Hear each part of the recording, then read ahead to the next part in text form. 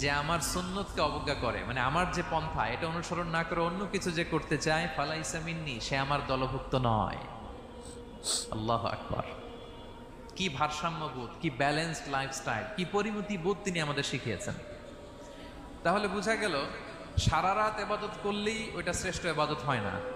কারণ রাসূল সাল্লাল্লাহু আলাইহি ওয়াসাল্লাম ঘুমাতেন, আবার এবাদত করতেন, স্ত্রীদের সাথে মিলতেন, সামাজিক কাজ করতেন, মাঝে মাঝে নফল রোজা রাখতেন, মাঝে মাঝে অনেকদিন রাখতেন না। This is balance, this is ইসলাম।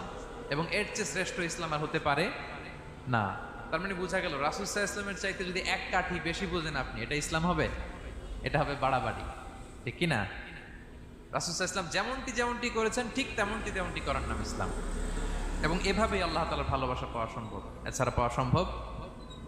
তাহলে মূল আলোচনায় যাওয়ার আগে এটা হচ্ছে ইন্ট্রোডাক্টরি পয়েন্ট 1, যে আল্লাহ তাআলার ভালোবাসা পাওয়ার 1 নাম্বার শর্ত হচ্ছে রাসূল সাল্লাল্লাহু আলাইহি ওয়াসাল্লামের অনুসরণ।